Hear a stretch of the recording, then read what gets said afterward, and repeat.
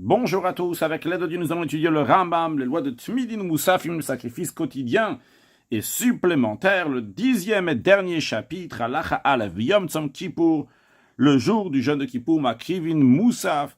On amène un sacrifice, des sacrifices supplémentaires, Kemo Moussaf Rosh Hashanah, comme les sacrifices supplémentaires du premier jour de l'année, c'est-à-dire par Ve'aïl, un taureau et un bélier.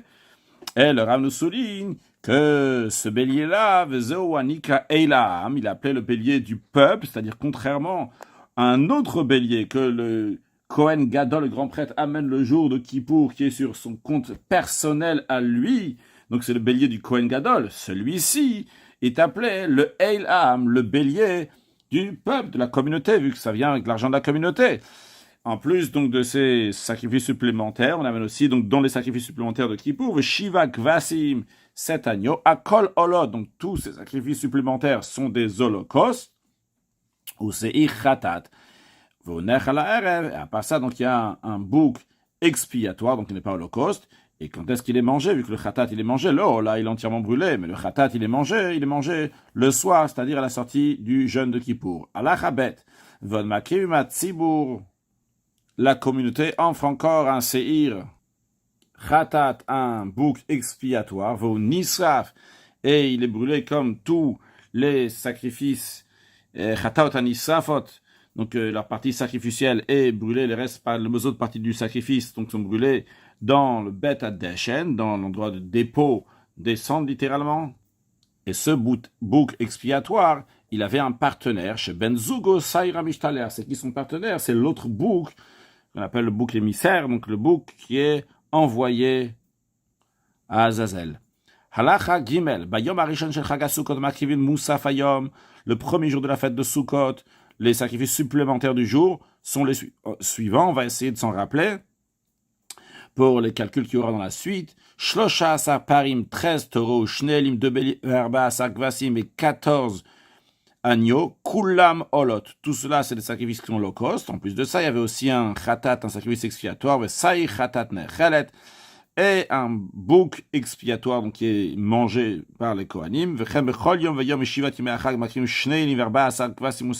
Rav nous dit que de même, tous les jours des 7 jours de la fête de Sukkot, c'est identique en ce qui concerne donc les béliers, les agneaux et le bouc expiatoire, qui a 2 béliers, 14 agneaux et un bouc expiatoire. Mais à la Haddad, le Rav nous dit, à la Parim, en ce qui concerne donc les taureaux, eux ne sont pas les mêmes tous les jours de la fête de Sukkot. En effet, vrai, le premier jour, il y en avait 13 taureaux, mais après ça, chaque jour, pour Khatin Echad Bechol Yom, on diminue, on enlève un taureau chaque jour. Comment cela? Sheni, le deuxième jour de la fête de Sukkot, Makrim Shnem Asar Parim. Maintenant, on n'offre plus comme le premier jour 13 taureaux, mais seulement 12, ou Bashlishi Achad Asar Parim, le troisième jour, 11 taureaux, Shimat et Korbanim Ashvi, qui jusqu'à qui se trouve que le 7e jour de la fête de Sukkot, Parim Shiva, il y a seulement 7 taureaux. Les béliers sont gardés comme depuis le début, Elim Shnaim, donc 2 béliers, Gvasim Arba Asar. Les agneaux aussi n'ont pas changé, donc c'est 14 à Kol Olot, donc tout ça en holocauste, tout c'est Khatat et un bouc expiatoire. Halacha e, Beyom Shmini Atzeret, le 8e jour de la fête de Sukkot, donc Makrivi Musaf Hayom, on offre donc le sacrifice supplémentaire du jour par un seul taureau, Va'aïl, un seul bélier, Veshiva Kvasim et 7 agneaux, Kulan Olot, tous en holocauste, et Usei Khatat, un bouc expiatoire. Ceci est un sacrifice en soi-même, donc à part, c'est-à-dire ça vient pas suite au sacrifice de la fête de Sukkot. Halacha Vav, Kol Shivat Yimei Achag, on est 7 jours de la fête de Sukkot, mais Nasrin et Hamayim al Gabe HaMizbeach, on verse en libation de l'eau sur l'autel. Vedavar Ze Halach la Moshe Sinaï, ça c'est une loi dite à Moshe sur le Sinaï, donc qui n'est pas écrit noir sur blanc dans la Torah. En même temps qu'on faisait la libation de vin lorsqu'on amenait le sacrifice quotidien le matin, en même moment, il versait de l'eau le vado seul. C'est-à-dire qu'il y avait 2 ustensiles différents, un pour verser l'eau et un pour verser le vin. Halacha Zayin, maintenant, si verser l'eau dans le vin, ou yain et tochamaim, ou bien le vin dans l'eau, donc ils sont mélangés. Maintenant, Venisser Shneim Mikle Echad, il a versé les deux en même temps, le vin et l'eau ensemble d'un seul ustensile. Quand même, Yatsa, il est quitte d'avoir fait la libation du vin et de l'eau. Encore une chose, de Rav nous dit que si il a devancé la libation de l'eau à l'offrande, donc le sacrifice quotidien, a fait le Nisran Balayla, le Rav nous dit même s'il a fait le Nisur, la libation de l'eau, donc la nuit, donc avant que le matin s'est levé, Yatsa, il est quitte. Où est-ce que se passait cette libation? À Dromit, Maravit, sur l'autel, donc ici les Kohanim se tenaient sur l'autel, dans le coin sud-ouest. Le Mala Mechatzia Misbeach, au-delà de la moitié du Misbeach, dans la partie supérieure, Veakol, il y aurait de la chitine, et tout descendait dans le trou situé à l'extrémité du soubassement de l'autel, donc en dessous, il y avait donc un trou dans lequel donc tout tombait là-bas, donc sur le sang, sur le vin, etc.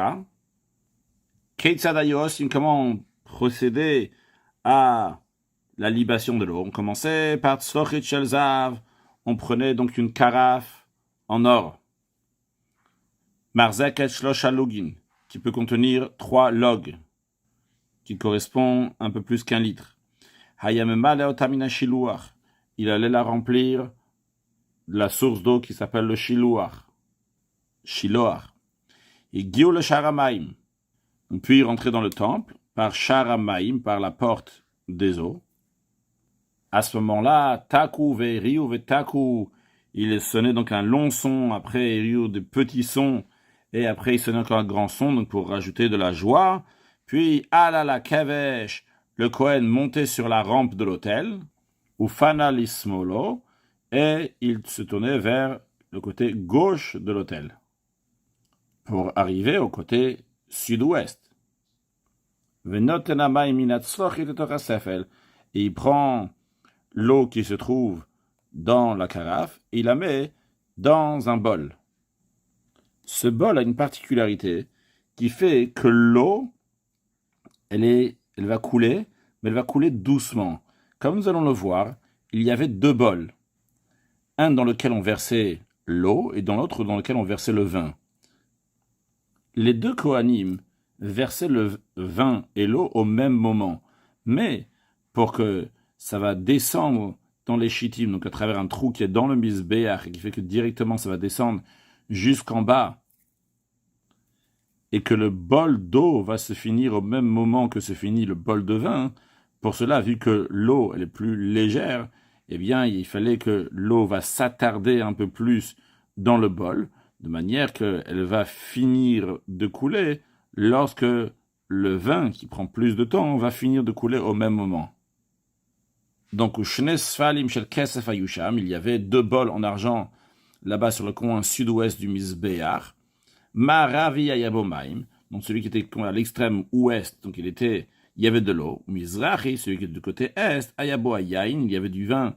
Shel Neser, pour dans libation, mais de Kavim Ayou, donc ces 2 bols étaient troués, comme 2 narines fines, Veshel Mayim Ayanekev Shelodak, Michel Yain. Le bol dans lequel on versait, dans ce bol-là, on versait de l'eau, son trou était plus fin, plus étroit que le trou qu'il y avait dans le bol de vin. Pourquoi? Pour lorsqu'ils vont verser l'eau et le vin dans le bol, eh bien, les 2 bols vont se vider au même moment, vu que l'eau se vide plus vite que le vin. Donc, il y avait quelque chose qui faisait que le trou, donc justement, était donc plus étroit dans le bol d'eau. Halachachet, zesh menasech hamayim, le Kohen qui fait la libation de l'eau, on lui disait Hakbayadecha, élève tes mains. Pourquoi? Je sais pas, machatni sechel raglav. Une fois, il y avait un Kohen qui ne croyait pas à cette halakha le Moshe Misinaï, parce que c'est pas écrit noir sur blanc dans la Torah qu'il faut faire la libation de l'eau. Donc, à la place de verser dans le bol, il a versé sur ses pieds. Urgamu kolam be'etogem.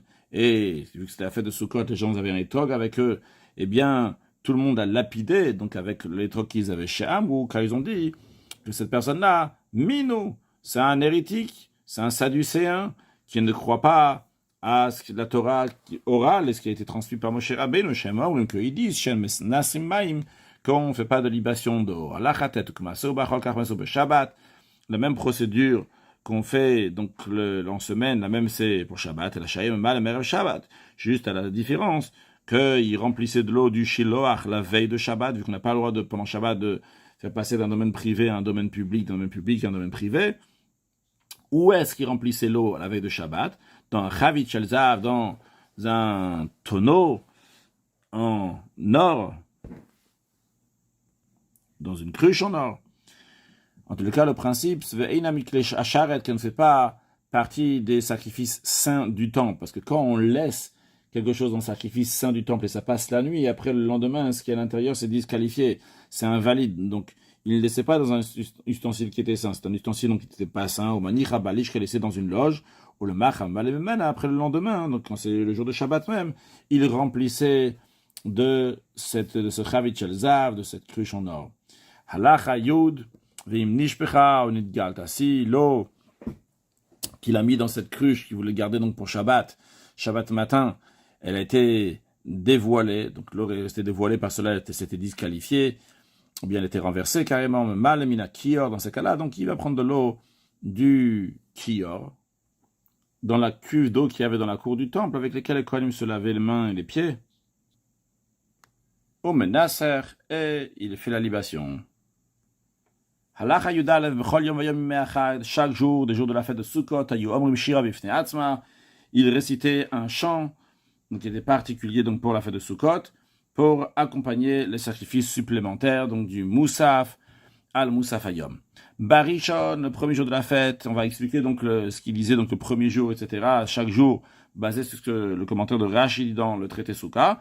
Barishon Mechul Shel Moed, donc le premier jour de la fête des jours de Chol HaMoed, c'est-à-dire le deuxième jour de la fête de Sukkot, à Yom, il disait Havul Hashem Bene Kelim, donc célébré en l'Éternel, Fils du Puissant, donc le psaume 29, qui est lié donc avec Simchat V'Tashoev, à cette joie qu'il y avait pendant les nuits de la fête de Sukkot, qui est un kavod va'os, qui est un honneur et une force pour Hachem. Aussi là-bas il y a écrit que la voix de Dieu retentit sur l'eau, donc c'est lié avec aussi le Nisuch HaMaim, la libation de l'eau.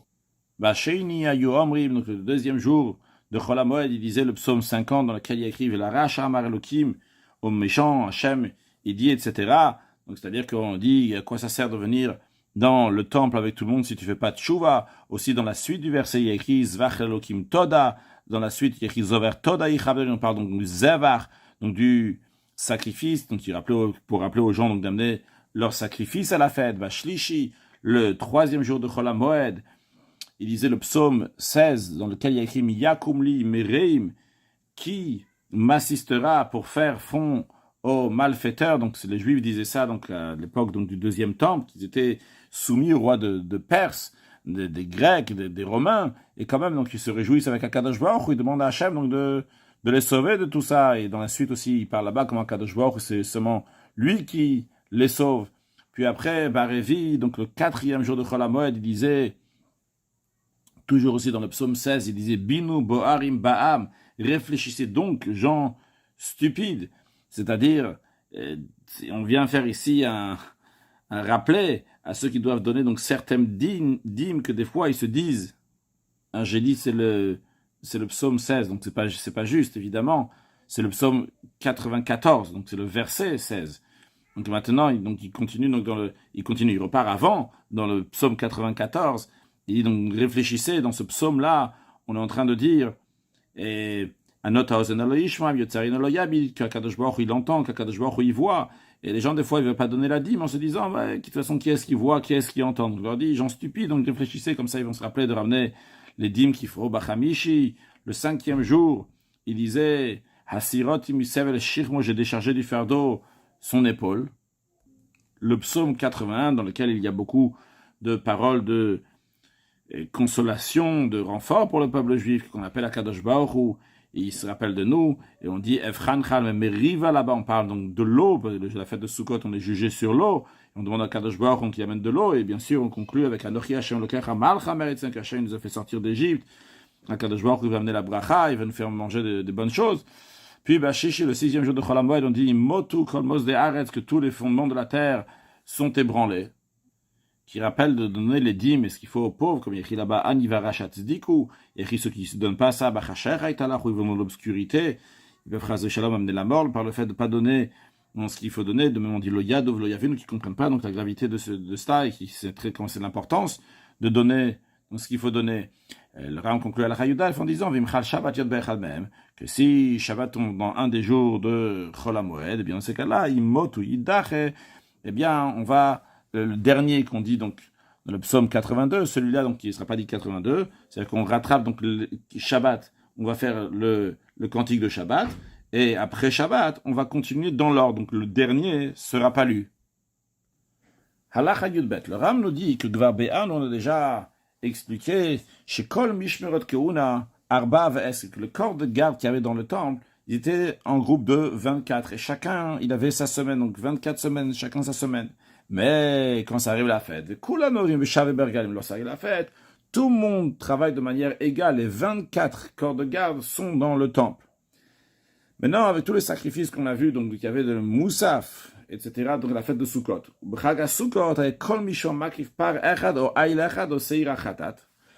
Donc, à la fête de Sukkot, là, on partageait les sacrifices entre les 24 corps de garde de telle manière que chaque corps de garde, il l'amenait en sacrifice chaque jour un taureau ou un bélier ou un bouc, avalak vasim, mais en ce qui concerne les agneaux, il y a un corps de garde qui va sacrifier 2 agneaux, il y en a qui va amener seulement un seul agneau. Donc le Ram va nous dire combien de sacrifices il y avait chaque jour, et combien de mishmarot, on ne va pas traduire à chaque fois, donc mishmar, le corps de garde, mishmarot au pluriel, offrait chaque jour. Combien de sacrifices ils amenaient chaque jour.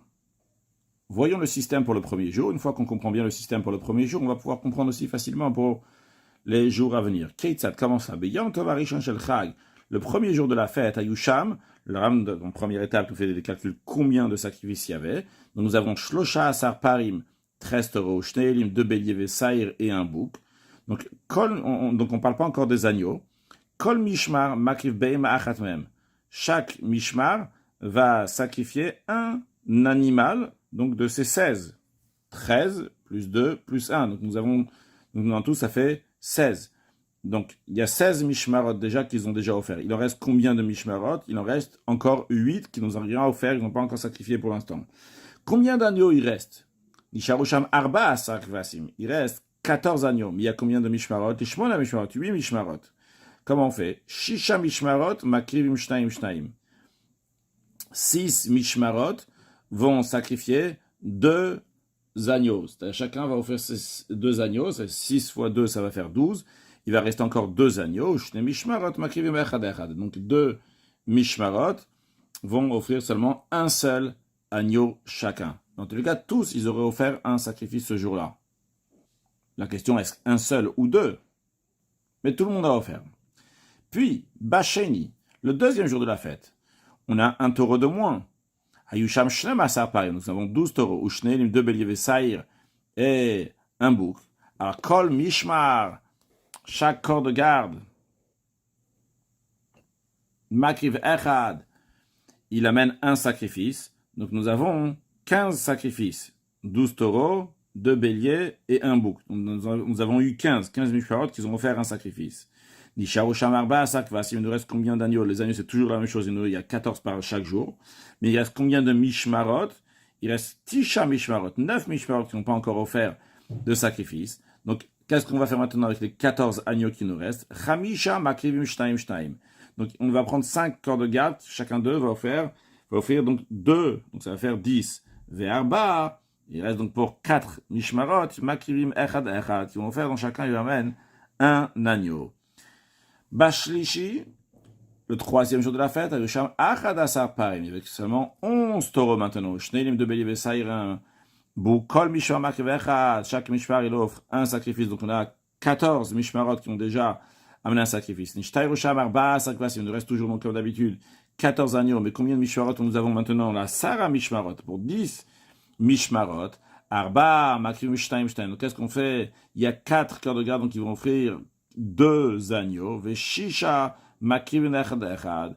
Et 6 corps de garde qui vont mener un seul agneau. Barvi, 4e jour de la fête, à Yusham Asara Parim, il y avait 10 taureaux, Shneilim et 2 béliers, Vesaïr et un bouc, Kol Mishma Makrim Echad.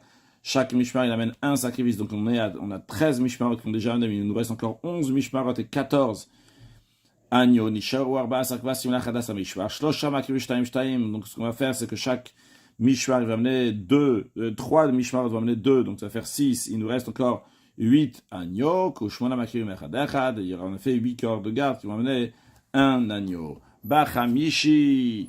Le 5e jour de la fête, à Yusham Tisha Parim Ushneil Vesaïr, il y avait 9 taureaux, 2 béliers, un bouc, Kol Mishmar Makriv Echad. Chaque mishmar, il offre un. Donc ça nous fait 12 mishmarot. Des Shawar Basak Vasim, il reste 14 Kvasim. Mishtem Asam Mishmar pour 12 mishmar. Shne Mishmarot Makrivim Shnaim Shnaim. Donc 2 mishmarot, ils vont offrir 2. Vasara Makrivim Echad Echad. Et les 10 autres mishmarot vont amener un agneau. Bashishi, le 6e jour de la fête à Yushmana Parim, il y avait 8 taureaux, Shnelim de béliers, Vesaïra, un bouc, comme Mishmar Makriv Echad.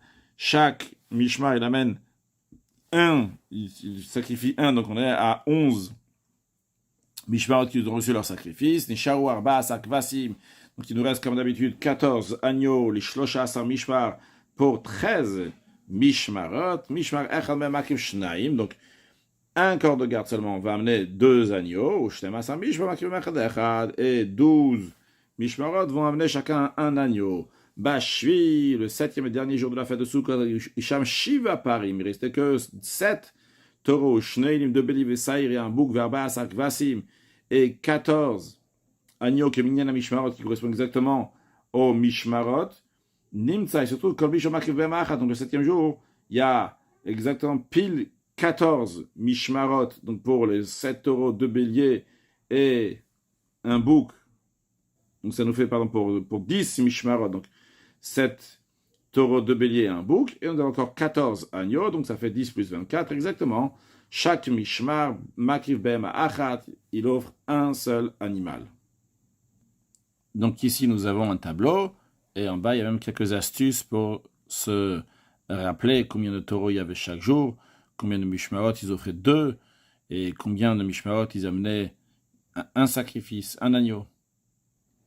Continuons à la Chayud Gimel, tout en sachant que les taureaux, c'était un sacrifice important à amener. Et donc, c'est la raison pour laquelle le Ram nous dit, chaque mishmar qui offrait un taureau aujourd'hui, il n'offrait pas un taureau le lendemain. Il procédait à tour de rôle. C'est-à-dire, on peut voir ici sur ce tableau comment ils se partageaient les taureaux. C'est-à-dire que le premier jour, il y avait 13 taureaux, donc il y a 13 mishmarot, chacun un taureau. Après, le deuxième jour, il y avait 12 taureaux, donc 11 plus 13, donc déjà 24. Il nous reste donc encore à nouveau donc le premier qui va reprendre encore un taureau, et ainsi de suite jusqu'à la fin. Et en effet, il y avait 70 taureaux en tout, et si on fait 3 fois 24, ça fait 72. Donc en effet, il y avait 2 mishmarot qui avaient eu seulement 2 taureaux, et les 22 autres mishmarot, tous ils ont eu 3 taureaux. Donc maintenant, le Ram nous dit, Shmini, tout ça ce qu'on a parlé jusqu'à présent, donc c'est pendant les 7 jours de la fête de Sukkot. Lorsque arrive le Shmini Atzeret, Chozim le Payes Kulam Ke'echad, tout le monde revient donc au tirage au sort, Kishar Regalim, comme les autres fêtes. Comme on a expliqué déjà dans Hilchot Kli Hamikdash. Halacha Yudalet. Le premier jour de la fête de Sukkot, si en plus de ça il tombe aussi Shabbat, il y avait Minchat Nesarim, c'est-à-dire une oblation, c'est-à-dire le Ram fait référence ici donc avec la farine qui est mélangée avec de l'huile qui est amenée avec le sacrifice qu'on va offrir après donc sur l'autel, on va prendre une poignée, on va l'offrir sur l'autel. Eh bien il y avait cette Minchat Nesarim, cette oblation, Shel Moussafin, donc des sacrifices supplémentaires, Veshel Tmidim, en plus de nos sacrifices qu'il y avait au quotidien, et en tout, ça fait Echad Veshishim Isaron, ça fait qu'il y avait 61 Isaron de farine, Velo Ayumer Vinotan, et on ne les mélangeait pas les uns avec les autres, qu'on va apprendre dans la prochaine halakha, que ça ne va pas mélanger les uns avec les autres. Mais tout d'abord, donc voyons ce calcul-là, comme on arrive à 61. En effet, vu qu'on avait 13 taureaux, 2 béliers, 14 agneaux, en plus c'est Shabbat, donc en plus de ça, nous avons encore 2 agneaux pour le moussaf du Shabbat, et en plus de ça, donc il y a aussi le Tamid qui a encore donc 2 agneaux. Alors, on a déjà pris les règles, donc combien il fallait amener. Donc la quantité de Nesarim, c'est 3 Esronim, donc 3 Issaron pour un taureau. Pour un bélier, c'est 2 Issaron. Pour un agneau, c'est 1 Issaron. Alors, en tout, il y a 61. Comment ça? Des taureaux, nous avons 13 taureaux. Donc, chaque taureau, il a besoin de 3 Issaron. Donc, tout ça nous fait 39 Esronim. Puis après, on a 2 béliers. Donc, chaque bélier, il a 2 Issaron. Donc, ça nous fait en tout 4 Issaron. Les agneaux, donc, il y en a 14 pour le moussaf de la fête, 2 pour le moussaf de Shabbat et 2 pour les sacrifices du quotidien. Donc, chacun d'eux, on prend un Issaron, donc vu qu'on en a 18, ça nous fait 18. Donc, si on prend 39 plus 4 plus 18, ça nous fait 61. Dans l'Achat Vav, le Ram continue ce qu'il vient de dire que le Olam en Mervin Nesachim, on ne mélange jamais donc les Nesachim, les libations d'une catégorie de sacrifice avec les autres. Et la Niske à Parim Levadam, lorsqu'il s'agit donc de libation des taureaux seuls, Niske Elim Levadam, les libations des béliers seuls, Niske Kvasim Levadam, et les libations des agneaux seuls. Donc ici, dans la Khatet Vav, que le Rambam dit Nesachim, donc ça inclut aussi le vin. On va revenir après dans la suite sur le vin. Le Rambam nous dit Ben Bekorbanot Tzibur, ce qu'on vient de dire, c'est que ce soit des sacrifices communautaires. Ben Bekorbanot Yachid, donc que ce soit des sacrifices particuliers. La Khatet Zayin, V'chenach Halavim, et de même, donc les graisses, donc on parle ici des parties sacrificielles qui sont offertes sur l'autel, chaque korban de sacrifice, ben korbanot tzibur, que ce soit des sacrifices communautaires, ben korbanot yachid, ou bien que ce soit des sacrifices particuliers. El mariotas de basé, on ne mélange pas l'un avec l'autre, la maktir, les mounik kol korban ve korban finatzmo. On amène donc les parties sacrificielles de chaque sacrifice individuellement, vimnitavu, dans un cas, ils sont oui mélangés, maktir, makol ka'erad. On les fait tous brûler sur l'autel en même temps. C'est seulement donc bedievet, donc a posteriori.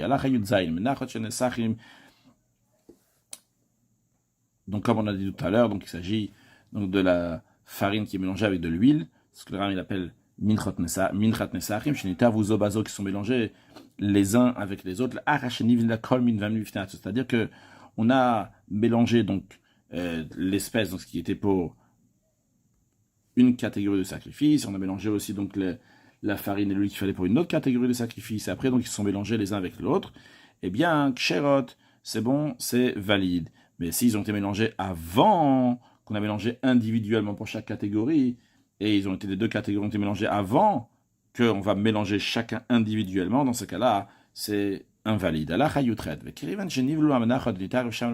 Du moment où les oblations, donc la farine avec l'huile de telle catégorie, donc a été mélangée, l'huile et la farine donc ensemble, donc c'est à du moment où ça, ils ont été faits donc de manière cachère, eh bien,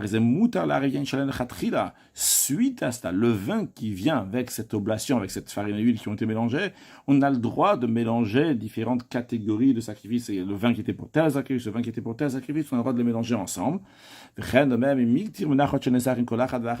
même, si il a déjà offert donc les oblations de donc ces farines et cette huile qui sont mélangées, il les a déjà fait brûler chacun d'eux individuellement sur l'autel, on a le droit de mélanger leur vin ensemble.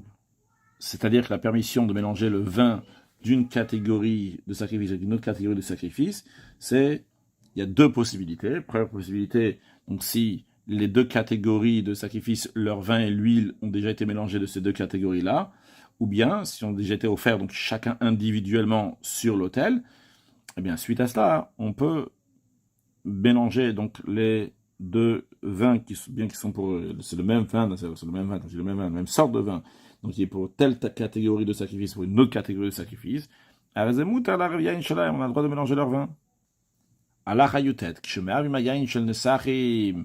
Quand on mélange donc les vins de libation, comme on vient de le dire, dans un cas où ils ont été mélangés, donc les deux catégories, une fois qu'ils ont le solette et l'huile d'une catégorie étaient mélangés seuls, et le solette et l'huile d'une autre catégorie étaient mélangés seuls, après ils se sont mélangés les deux ensemble, qu'à ce moment-là, on peut mélanger les vins ou bien quand chaque catégorie a déjà été offerte donc sur l'autel. Et à ce moment, quand on mélange le vin, on peut mélanger donc un vin d'hier avec le vin d'aujourd'hui. Beshel Yachid, Beshel Tzibour, du vin donc de libation d'un particulier avec celui de vin communautaire. Ou chez Me'arev, lorsqu'il mélange maintenant. Me'arev, il y a une niske parim, il y a une niske elim. Le Ram va faire une restriction ici. Il peut mélanger donc les vins de libation de taureau avec ceux de bélier. Car en effet, ils ont un point commun, non pas dans le vin, mais ils ont un point commun dans le farine et l'huile qui a été mélangée. Car aussi bien pour le taureau, aussi bien pour le bélier, chaque issaron requiert d'avoir 2 logs d'huile. Donc il peut les mélanger ensemble. Mais yen niske gvasim, de même il peut mélanger aussi yen niske gvasim, du vin de libation d'agneau avec un vin de libation d'agneau. On n'a pas le droit de mélanger du vin de libation d'agneau avec du vin de libation de taureau et de bélier. Car en effet, pour l'oblation des agneaux, on met pour un seul issaron de farine, on met 3 logs d'huile, contrairement à celui des béliers et du taureau, qu'on met seulement 2 logs d'huile pour un issaron de farine.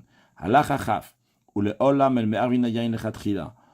On mélange jamais le vin lechatrila. Ella, seulement dans quel cas? Si la farine, donc, elle a été mélangée d'une catégorie, elle a été mélangée avec une autre catégorie, ou bien après qu'il a déjà offert sur l'autel, comme on l'a expliqué. Bri Rachamana de Sayan, remercie Hachem qui nous a aidés à conclure les lois de Tmidin ou Moussafin.